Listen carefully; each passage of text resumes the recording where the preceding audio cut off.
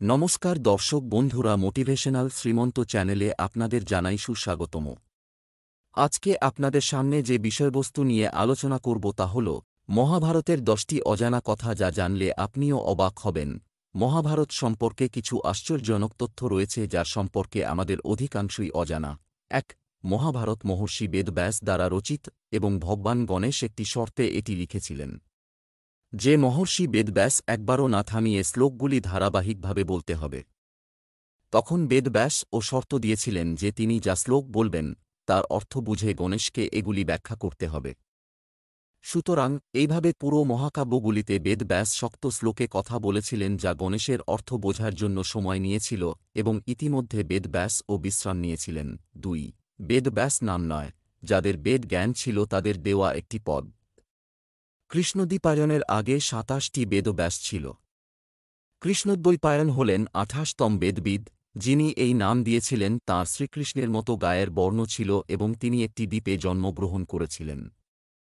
3. আশ্চর্যজনক হলেও সত্য যে আরও 10টি গীতা রয়েছে, যা বৈদ্য গীতা, অষ্টাভাকর গীতা, পরাশর গীতা ইত্যাদির মতো। যদিও শ্রী ভগবদ্গীতা শুদ্ধ ও সম্পূর্ণ গীতা যাতে ভগবান শ্রীকৃষ্ণের তথ্য ধারণ করে। 4. বৈদ্যপায়ন বেদব্যাসের শিষ্য প্রথমবার রাজা জন্মেজয়ের বাড়িতে মহাভারত পাঠ করেছিলেন, যিনি অভিমন্যুর নাতি এবং পরক্ষিতের পুত্র ছিলেন।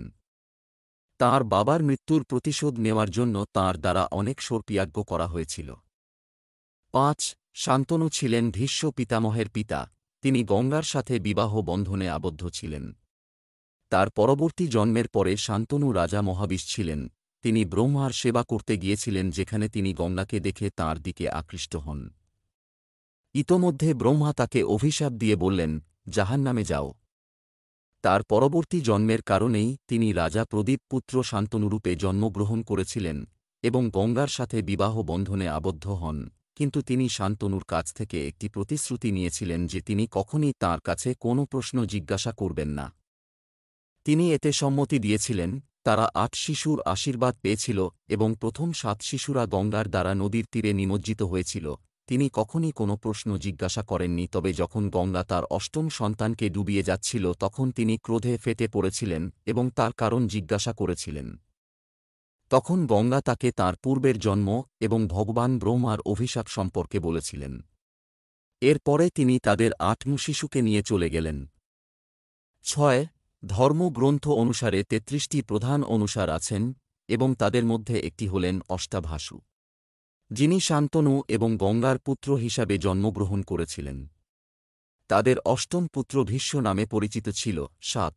শান্তনুর দ্বিতীয় বিবাহ নিষাদের কন্যা সত্যবতীর সাথে হয়েছিল এবং চিত্রাঙ্গাদ ও বিচিত্রাভিন্ন নামে তাঁর 2টি সন্তান ছিল। চিত্রাঙ্গাদ যুদ্ধে মারা যান এবং তারপরে বিচিত্রাভিন্ন রাজা হন, যিনি কাশীর রাজকন্যা অম্বিকা এবং অম্বালিকার সাথে বিবাহ বন্ধনে আবদ্ধ হন। 8.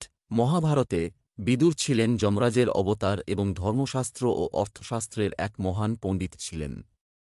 মহর্ষি মণ্ডভার অভিশাপের কারণে তাঁকে মানব হিসাবে জন্মগ্রহণ করতে হয়েছিল। 9. কুন্তী শৈশবে মহর্ষি দুর্বাসের সেবা করেছিলেন। তিনি মুগ্ধ হয়ে তাঁকে একটি জাদুবিদ্যার মন্ত্র দিয়েছিলেন, যার মাধ্যমে কুন্তী যে কোনো ঈশ্বরের কাছ থেকে সন্তান চাইতে পারেন। সুতরাং বিয়ের আগে তিনি সূর্যদেবকে সন্তানের জন্য জিজ্ঞাসা করেছিলেন এবং কর্ণের জন্ম হয়েছিল। 10. মহর্ষি কিন্দামের অভিশাপের কারণে পাণ্ডু তাঁর রাজ্য ত্যাগ করেছিলেন এবং সন্ন্যাসী হয়েছিলেন। কুন্তী ও মাদ্রীও তাঁদের সাথে এক বনে বাস করতে শুরু করেছিলেন যেখানে ধর্মরাজ যুধিষ্ঠির দুর্বাসের মন্ত্র দ্বারা জন্মগ্রহণ করেছিলেন। একইভাবে বাজু পুত্র ভীম থেকে এবং ইন্দ্রের অংশ অর্জুনের জন্ম হয়েছিল। কুন্তী সেই মন্ত্র মাদ্রীকে দিয়েছিলেন এবং তিনি সহদেব ও নকুলের জন্ম দিয়েছিলেন। আশা করি বন্ধুরা ভিডিওটি দেখে আপনাদের ভালো লেগেছে। ভালো লাগলে আপনজনের উদ্দেশ্যে শেয়ার করবেন, চ্যানেলটি সাবস্ক্রাইব করবেন। আজ এখানেই শেষ করছি। ঈশ্বর আপনার মঙ্গল করুক। নমস্কার, ধন্যবাদ।